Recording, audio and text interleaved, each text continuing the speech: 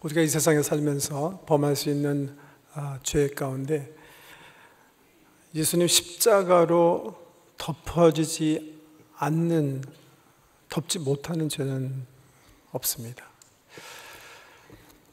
세상의 관점에서 볼 때는 사형에 해당하는 죄라도, 마치 우리 예수님께서 십자가에 달려 돌아가셨을 때 오른편에 있었던 강도가 용서받은 것처럼 예수가 하나님이시고 우리의 구세주 되심을 알고 구원을 요청하는 모든 죄는 사함을 받을 수가 있습니다. 그런 사형받을 죄를 반복적으로 하더라도 하나님은 우리의 죄를 용서해 주실 수 있으십니다. 믿으십니까? 이게 복음입니다. 복음. 정말 우리를 향하시는 하나님의 사랑은 얼마나 크고 놀라운지 모릅니다. 오늘 요한일서 3장 본문 말씀을 우리가 봤는데요, 요한 사도가 그 사랑을 다시 한번 바라보면서 그래서 감격적으로 선포하지 않습니까? 보라, 하나님께서 어떠한 사랑을 우리에게 주사 우리를 하나님의 자녀라 일컫게 하셨는고 우리가 바로 그러하도다. 우리 죄와 허물로 말미암아 정말 지옥으로 향하고 있었는데 우리 하나님께서 사랑이시기 때문에 그 형벌값을 대신 치러주시고 십자가에서 우리로 하여금 하나님의 자녀가 되게 하셨다는 거예요. 자, 우리가 그 큰 사랑받아서 하나님의 자녀가 됐어요. 그게 그렇다면 우리의 정체성이 정말 하나님의 자녀라면 우리를 지옥으로 향하게 했던 죄와 어떤 관계를 맺으면서 살아가야 하는가, 이게 오늘 요한 1서 3장의 대주제입니다. 우리는 죄 때문에 사실 지옥을 향하고 있었어요. 그런데 우리 예수님께서 나타나셔서 우리 죄를 말끔히 씻어주셔서 영원한 생명을 살 수 있도록 하나님의 자녀가 될 수 있는 큰 축복을 베풀어 주셨어요. 그 은총을 받고 하나님의 자녀가 우리가 되었다면 우리가 우리를 지옥으로 치닫게 했던 죄와 어떤 관계를 맺으면서 살아야 되는 거예요. 이렇게 생각하실 수 있어요. 야, 성경이 말한 대로 모든 사람은 하나님 원하는 기준점에 다 미달자들이야. 우리가 육체를 갖고 있는 한 우리는 다 죄를 범할 수밖에 없어. 그게 사실이야. 우리가 예수를 믿었지만 우리가 이 땅에 사는 동안은 죄 지을 수밖에 없어. 그렇지만 감사한 건 우리 하나님께서, 우리 예수님께서 우리의 과거의 죄만 용서해 주셨을 뿐만 아니라 우리가 질 모든 죄도 이미 십자가에서 짊어지셨기 때문에 우리는 걱정할 필요 없어. 이런 생각을 가지고 신앙생활 하시는 분들이 있습니다. 혹은 이런 생각을 이게 복음이다 이렇게 말씀하시면서 증거하시는 그런 분들도 덜어 있는 것 같아요. 네. 이게 바로 영지주의입니다.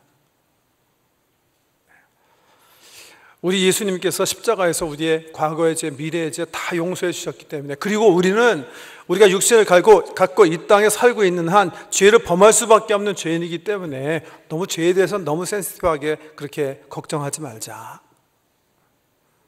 기본적으로 우리 모두는 예수를 믿었던 안 믿었던 죄 지을 수밖에 없는 사람이니까 어쩌겠냐.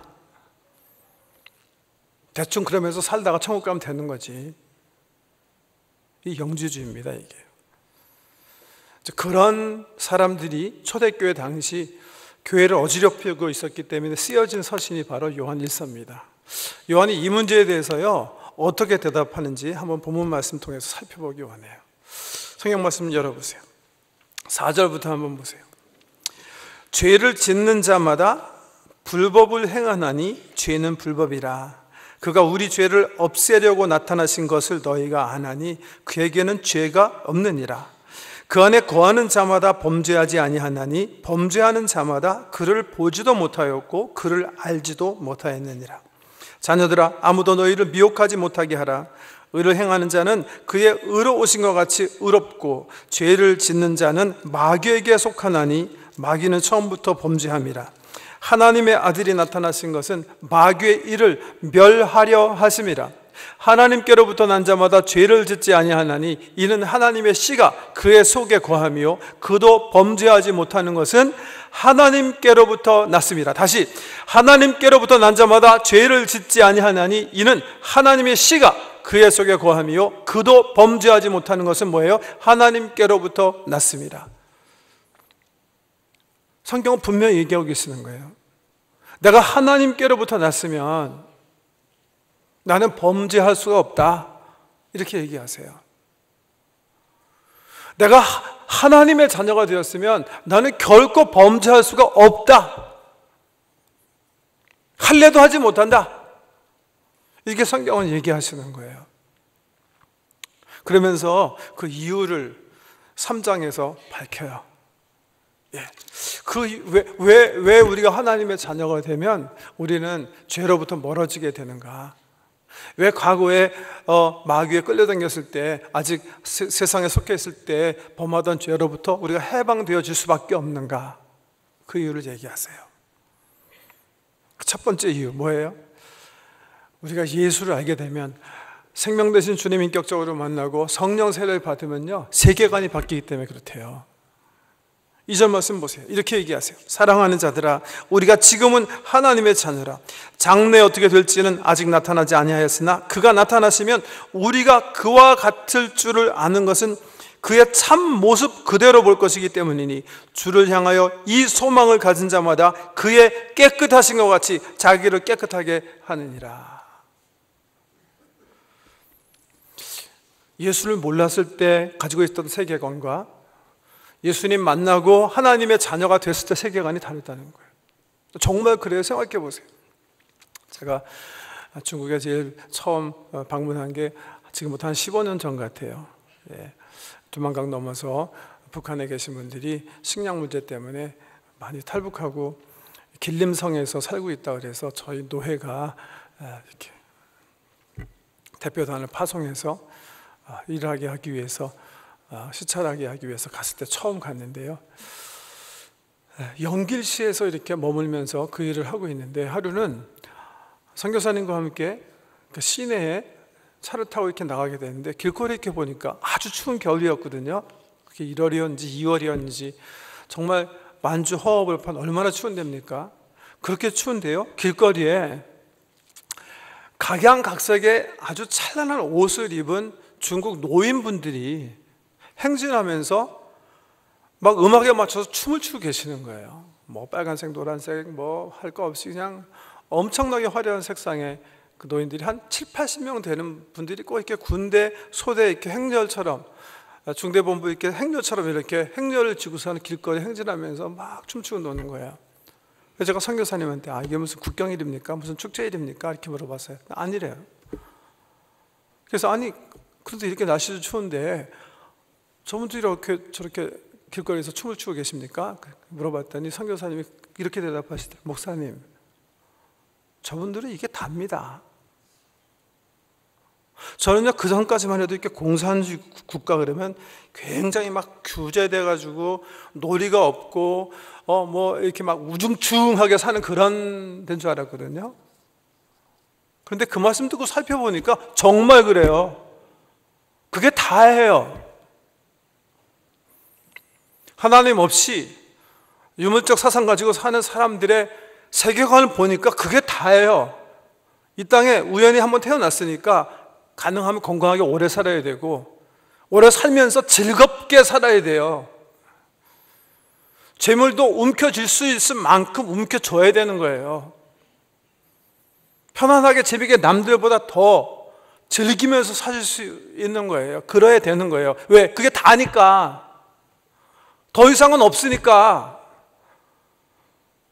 제가 선교사님 그 말 듣고 보니까 정말 발달되어 있더라고요. 공산주의 국가마다 노름, 마약, 오락, 춤, 카드, 도박. 지금 북한도 마찬가지고요. 왜? 그게 다니까. 그런데 예수 그리스도를 인격적으로 만나고 성령님께서 우리를 찾아오셔서 인치셔서 하나님의 자녀가 되면 갑자기 달라지는 게 있어요. 갑자기 보이는 게 있어요. 뭐가 보여요? 그게 비전이라고 그러는 거예요. 그래서 뭐가 보이는 거예요? 하나님 나라가 보이는 거예요. 그 전까지는 내가 이렇게 몸 담고 사는, 느끼고 먹고 하는 이 삶이 다였는데 보이지 않는 세계가 따로 있다는 게 보이는 거예요. 오히려 이 세상을 뒤에서 이렇게 관장하시는 하나님이 보이는 거예요. 그리고 이 세상 넘어 하나님께서 계획하신 하나님의 나라가 펼쳐지는 거예요. 갑자기 세계관이 변하는 거예요. 그게 성령께서 주시는 비전. 그래서 성령이 우리에게 임하면 비전, 꿈, 환상. 그 환상은 자꾸만 무슨 내가 뭐 사업해야 되는지 안 해야 되는지 그런 작은 관점에 생각하시면 안 돼요. 환상은 큰 거예요. 하나님 나라가 보이는 거예요. 이 세상이 어떻게 끝나는가 보이는 거예요. 이 세상이 어느 쪽으로 향하고 가고 있는지 그 방향의 끝이 확실히 보이기 시작하는 거예요. 예수 믿으면 그렇게 되거든요. 그 비전을 얻거든요. 하나님과 하나님이 보이거든요. 하나님 나라가 보이거든요. 그렇게 되면 자연스럽게 우리 삶 속에 변화되는 게 있다는 거예요. 뭐예요? 그 하나님과의 만남, 그 하나님 나라에 들어가기 위한 내가 해야 할 일들, 이런 것들이 갑자기 중요하게 나타난다는 거예요. 그래서 어떻게 오늘 말씀해 보면 주를 향하여 이 소망을 가진 자마다 그의 깨끗하신과 같이 자기를 깨끗하게 하느니라. 그저는 깨끗한 게 중요한 거 아니에요. 어떻게 해서든지 내가 잘 살고 내가 많이 소유하고 내가 즐거우면 되는 거예요. 나만 행복하면 되는 거예요. 근데 그런 것보다 더 중요하게 생겨지는 거예요. 예수님 만나면 뭐가? 내가 준비해야 되겠구나. 주님과의 만남을, 짧은 이 세상 건너에 있는 영원한 삶을 준비해야 되겠구나. 그러면서 나타나는 게 뭐예요? 내가 올바로 살아야 되겠다. 내가 예수님께서 이 땅에서 보내주신 그 모습으로, 그 성품으로 살아야 되겠다 하는 비전이 우리 삶 속에 나타난다는 거예요. 여기 보면 4절 말씀, 재미있는 말씀인데, 죄를 짓는 자마다 불법을 행하나니 죄는 불법이라. 저는 이 번역상 이 불법이라고 그러지 말고 무법이다 그래야 됐다, 그렇게 생각을 하는데요. 영어 성경에 보면 제대로 번역했어요. 죄는 lawlessness다 이렇게 번역되어 있거든요. 하나님 만나기 전에는 법이 없어요. 내 삶을 주관하는 기준점이 없는 거예요. 내가 원하는 대로 살면 되는 거예요. 그런데 하나님 만나게 되면 갑자기 내 삶 속에 들어오는 게 있어요. 갑자기 러가 생기는 거예요. 법이 생기는 거예요. 하나님 법이 생기는 거예요. 하나님이 뭘 기대하시나가 중요하게 된단 말이에요. 그 전까지는 상관없어요. 근데 하나님을 만나게 되면 하나님께서 나를 왜 이 땅에 보내셨는지, 내가 그분과의 다시 회복을 위해서 어떻게 살아야 되는지 법이 갑자기 우리 삶 속에 나타난다는 거예요. 회복은 법을 회복하는 거예요. 내가 하나님의 장단에 따라서, 하나님이 부는 피리에 따라서 내가 춤추기 시작하는 거예요. 그런 삶을 뭐라고 표현해요? 법이 있는 삶, 깨끗한 삶, 의로운 삶, 이렇게 성경이 계속 표현하고 있는 거예요. 근데 의로운 삶을 뭐고, 그럼 깨끗하게 사는 거는 뭐고, 이 뭔가 이게 의라는 말, 의롭게 사는 거 굉장히 추상적인데 어떻게 사는 게 의롭게 사는 건가? 보통 의로운 삶 그러면 우리가 그냥 너무나 빨리 그냥 해야 될 거 해야 되는 거고, 하지 말아야 될 거 하지 않는 거, 소위 do's and don't 이렇게 이해하잖아요. 저도 그렇게 배웠던 것 같아요. 어렸을 때 제가 신앙생활 하면서 정말 너희가 하지 말아야 될 거, 해야 하는 거 있다. 그렇게 살아야 의롭게 되고 거룩하게 사는 거다. 그렇게 가르쳐 주셨는지 아니면 제가 잘못 이해해서 그런 생각만 하고 살았는지 모르겠는데, 주로 하지 말아야 될 거, 해야 되는 것보다 하지 말아야 될 거, 술 먹으면 안 되고, 담배 피우면 안 되고, 극장 가면 안 되고, 당구장 가면 안 되고, 탁구 너무 많이 치면 안 되고, 카드놀이 하면 안 되고, 도박해도 안 되고, 또 뭐 있죠? 등등. 사실 리스트가 너무 많은 거예요. 제가 하고 싶은 건 다 하지 말라는 거예요. 이것만 이기면 거룩하게 되는 거예요. 그거예요. 여러분, 우리 성경 역사에 보면 그런 거 제일 잘하는 사람들이 누군지 아세요? 바리새인과 서기관이에요. 그분들은 성경 말씀, 십계명 비롯해서 율법을 앞에 갖다 놓고 이 율법을 지키기 위해서 수백, 수천 가지로 실천 조항을 풀어서 썼어요. 암송하면서 그거 실천하며 살았어요. 그리고 그렇게 살지 못하는 사람들을 지도하면서 판단하면서 이 종교적 유대 사회를 이끌어 나간 리더들이에요. 근데 참 이상하죠. 우리 예수님께서 그들 보면서 다른 어떤 그룹보다도 굉장히 이렇게 판단하는 말씀 많이 하시고, 더군다나 우리 제자들 향해서는 마태복음 5장에 보시면 뭐라고 하셨어요? 너의 의가 바리새인과 서기관보다 더 해야 할 것이다. 그래야 너희가 천국에 들어갈 것이다. 이렇게 얘기하세요. 우리는 그럼 더 많이 지켜야 되나요? 더 많이 쪼개갖고 구체적으로 이 법들을 지켜나가면서 하나님께서, 아니 우리 예수님께서 원하시는 그런 마음을 충족시켜야 하는 건가요? 도무지 의롭게 사는 게 뭡니까? 깨끗하게 사는 게 뭡니까? 주의 법대로 사는 게 뭡니까? 요한 1서에 보면요, 요한복음도 마찬가지지만 요한 사도가 이 법대로 사는 게 뭔가, 하나님 앞에서 정말 우리가 의롭게 사는 게 뭔가, 우리 예수님처럼 살아가는 삶이 뭔가, 너무나 중요한 말씀을 잘 설명하고 있어요. 그 삶이 뭐예요? 뭐예요? 사랑하며 사는 거예요. 의롭게 사는 걸 따르게 이해하시면 안 돼요. 하나님의 의가 살아있는 것처럼, 정말 예수가 우리를 사랑하신 것처럼, 하나님께서 우리를 사랑하신 것처럼 우리가 하나님을 사랑하고 우리 형제 자매를 사랑하면 그게 의로운 삶이고 그게 깨끗한 삶이고 그게 주의 법대로 사는 삶인 것을 믿으시기 바랍니다. 오늘 우리 다음 주일에 여러분 아시는 대로 47주년 설립 기념 주일이에요. 그래서 우리 해오던 것처럼 다음 주 특별헌금을 통해서는 47명의 월드비전 불우아동들을 이렇게 후원하게 돼요. 그래서 사실은 이렇게 본문 말씀을 이렇게 3장 이렇게 잘라서 한 3번에 설교할 수 있는 긴 본문인데 오늘 본문이 길어졌어요. 왜냐하면 뒤에 말씀 드리기 위해서예요.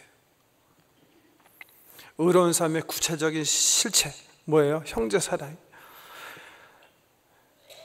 여러분 중요한 거 아셔야 돼요. 저는 바리새인이 왜 하나님께 주님께 판단받았냐면 이 사람들은 성경 말씀 잣대가지고 사랑을 했어야 되는데 그 말씀 가지고 주님 제일 싫어하시는 판단과 증오를 한 거예요. 그 말씀을 지키지 못한 사람은 계속 지적하고 판단하고 욕하고 우월감 속에, 자만감 속에 교만한 마음으로 살아간 거예요. 정말 하나님께서 원하시는 것은 사랑이었는데 사랑 반대편에 서 있는 거예요. 나는 일본 말씀대로 잘 사는데 저것들과 나를 분리시켜서 정말 주님 원하시는 삶의 반대쪽에 선 거예요. 주님 원하시는 것은 그런 삶보다 훨씬 더 깊이 있는 삶이에요. 사랑하는 삶을 원하신다는 거예요. 그래서 성경 말씀 보시면 크게요. 오늘 13절 이후에 보면 그 주께서 말씀하신 계명에 대해서 반복적으로 말씀하시는 거예요. 14절 보세요.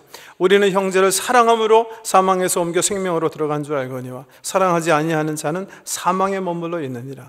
그 형제를 미워하는 자마다 살인하는 자니 살인하는 자마다 영생이 그 속에 거하지 아니하는 것을 너희가 아는 바라. 그가 우리를 위하여 목숨을 버리셨으니 우리가 이로써 사랑을 알고 우리도 형제들을 위하여 목숨을 버리는 것이 마땅하니라. 예수님의 사랑을 받아서 하나님의 자녀가 된 우리가 살아야 할 마땅한 삶이 있어요. 그 삶은 하나님 사랑이 너무 크시니까 우리가 죄를 더 많이 범하더라도 하나님의 은혜는 너무 크셔서 다 덮을 수 있으니까 적당히 살면 되는 거야. 아니라 그게 마땅한 삶이 아니라 마땅히 붙잡고 살아야 할 삶이 있는데 바로 이거라는 거예요. 마치 하나님께서 자기 자신의 생명을 우리를 위해서 버리신 것처럼 우리도 형제를 위해서 우리 생명을 버리며 사는 것. 이게 마땅히 우리가 추구해야 될 삶입니다. 하나님께서 우리가 죄를 범해서 지옥행 할 때 당신의 생명을 들여서 십자가에서 자기 자신을 죽이신 것은 우리로 하여금 됐다 이제는 편안하게 죄 지면서 마음 편안하게 살자 그렇게 시시한 삶을 살도록 하기 위해서 그렇게 죽으신 게 아니라 우리로 하여금 정말 붙들어야 할 삶, 우리 하나님처럼 우리 형제 자매를 위해서 생명을 아끼지 않는 그런 삶을 살게 하기 위해서 주님께서 우리에게 사랑을 베푸셨다는 거예요. 여러분, do's and don't 아니에요. 초월하셔야 돼요. 주께서 원하시는 건 사랑하는 거예요. 우리가 주의 사랑을 받았으면 가정에서부터 성공하셔야 돼요. 내 아내, 내 남편, 하나님께서 사랑하신 그 사람을 정말 진실과 행함으로 사랑할 수 있어야 돼요. 나에게 생명 주신 내 부모님들, 나의 형제들, 한피나는 분들, 내 자식들, 그리고 내 주변의 친구들, 하나님께서 내 삶을 통해서 만나게 하신 귀한 분들을 뜨거운 가슴으로 진실함과 행함으로 사랑하는 거예요. 그게 하나님께서 요구하시는 의, 거룩한 삶, 깨끗한 삶, 법이 있는 삶입니다. 그런 삶 사셔야 돼요. 하나님 이런 멋진 삶을 위해서 우리 부르셨어요. 자기가 자기 생명을 우리 위해서 드린 것처럼 우리도 우리 주변의 사람을 위해서 우리 생명을 드리는 그런 멋진 삶이에요. 아까 말씀드린 대로 다음 주에 우리가 월드비전이라는 단체를 통해서 우리가 47명 후원하게 되는데요.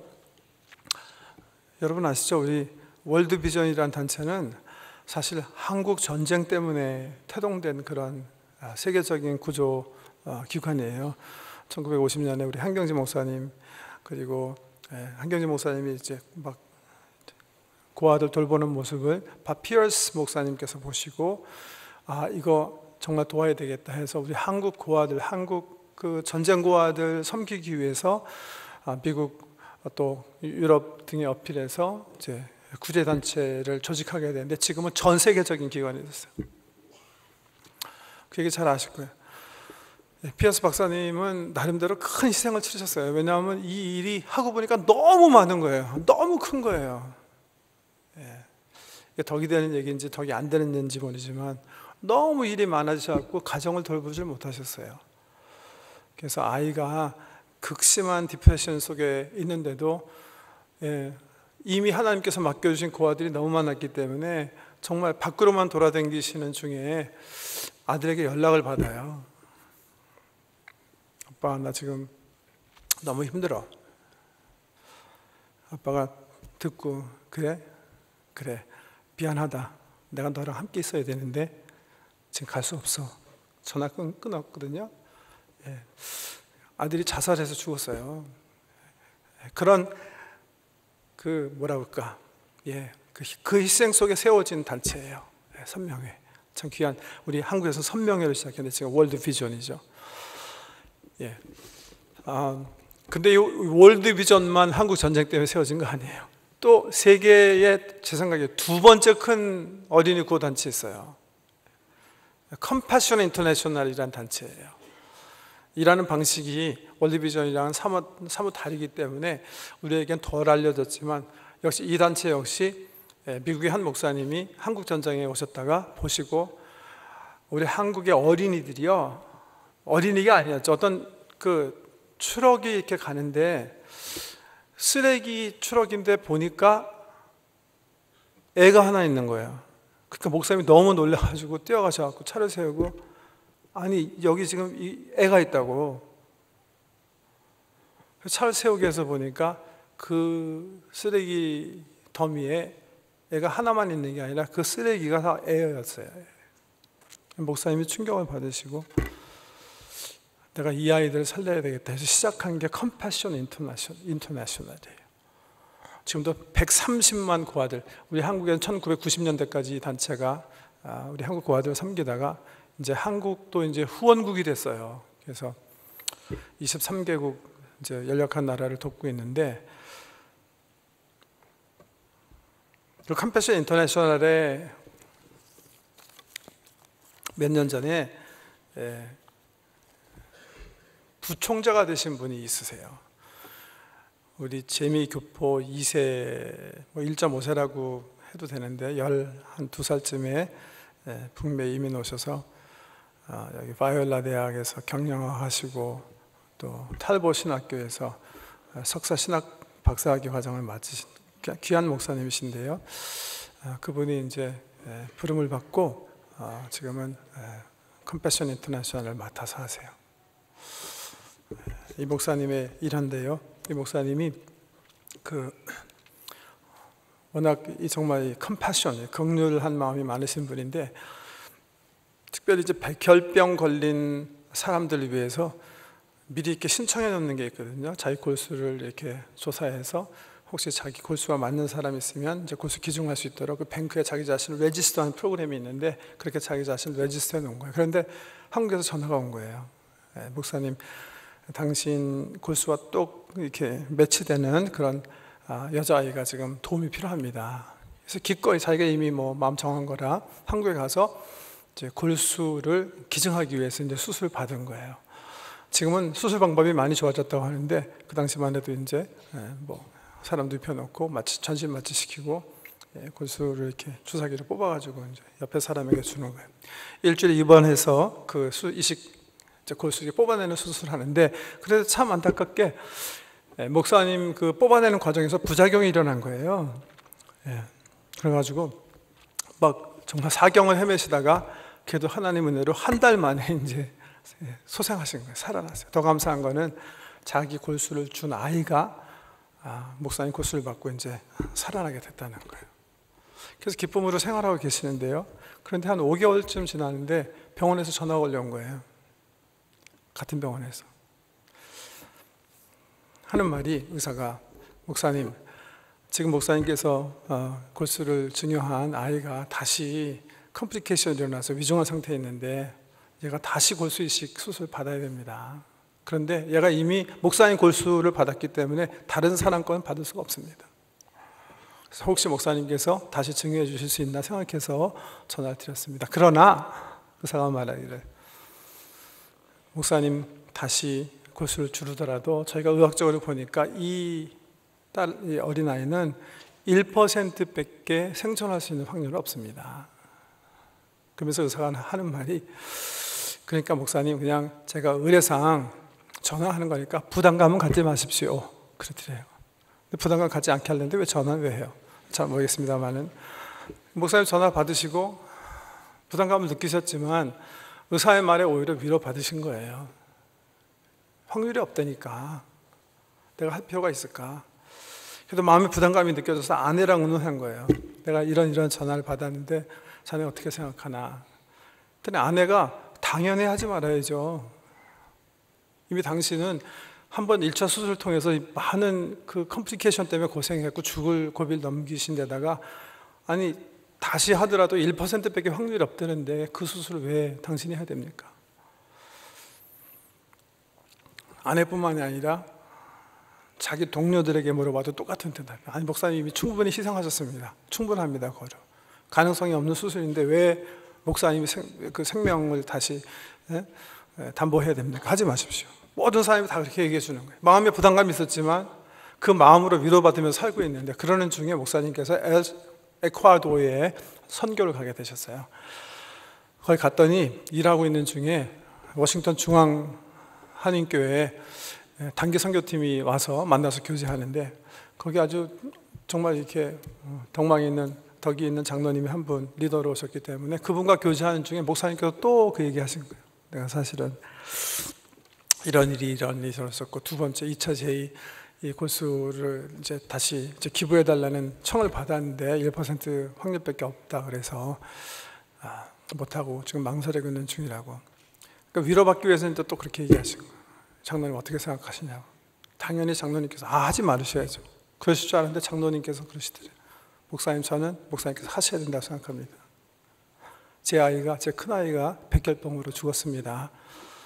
물론 목사님 기증하시더라도 애 살리지 못할지 모르지만 그 부모님들에게 얼마나 큰 위로가 되고 그리스도의 사랑이 되겠습니까? 저는 해야 된다고 생각합니다. 이렇게 얘기하시더래요. 그래서 목사님께서 그 말 듣고 더 막 섭섭하기도 하고 혼돈이 된 상태에서 엘살바도르에서 계시는데 아침에 일어나서 기도하는데요, 주님께서 말씀하시더래요. 얘야, 걔가 내 딸이라도 네가 포기하겠냐? 1%밖에 없다고 네가 포기하겠냐? 그 음성에 주님께서 그러시더래요. 걔가 바로 내 딸이다. 내 것이다. 그래서 그 말씀에 충격적 쇼크를 받고요. 목사님께서 고민하시다가 순종해야 되겠다. 그래서 부모에게 연락을 하려고 그러는데 이미 거절한 상태라 미안해서 쓰지를 못하겠더래요. 말을 하지 못하겠더래요. 그래서 편지를 쓰셨대요.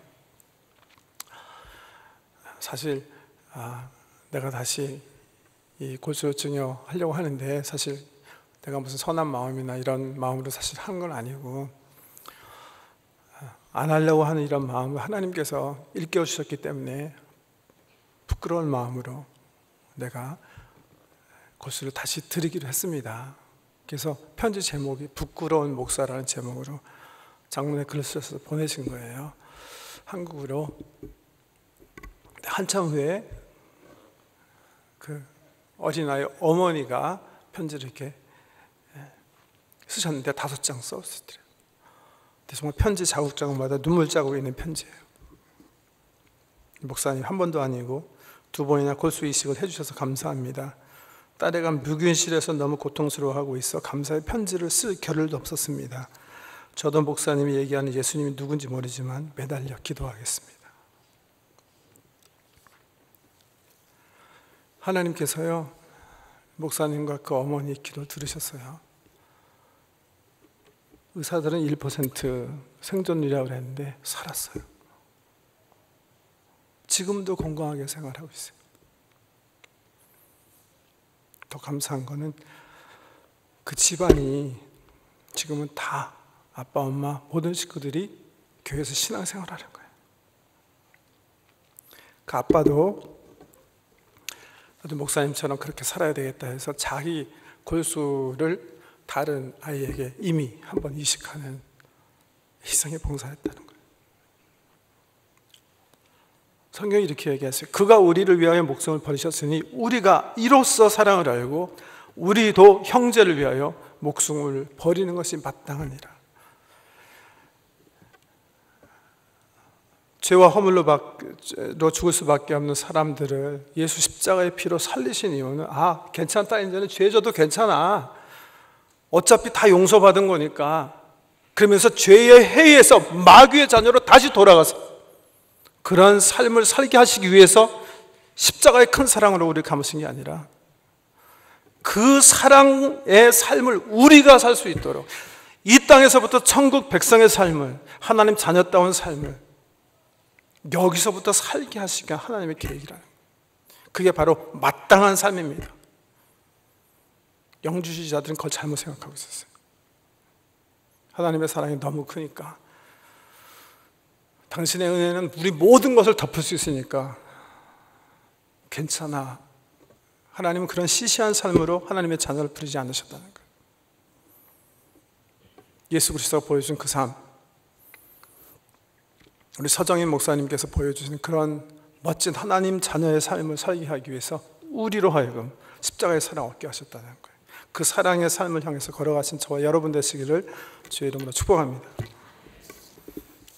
존귀하신 아버지 하나님, 얼마나 값비싼 사랑으로 우리 하나님의 자녀가 되게 하셨는지 십자가를 바라볼 때마다 기억하게 하시고, 그 거룩한 사랑이 허비되지 아니하도록, 다시 마귀에 끌려 죄범하는 생활하지 않도록, 이제는 예수님 같은 생활, 예수님 하나님께서 이 땅에 우리를 당신의 형상으로 만들어 세우셨을 때 원하셨던 그 삶을 향하여 걸어갈 수 있도록, 정말 우리가 하나님 사랑하고 우리 이웃들을, 우리 형제 자매를 당신이 그들을 사랑한 것처럼 사랑하는 멋진 삶을 살 수 있도록 인도해 주시옵소서. 예수님 이름으로 기도합니다.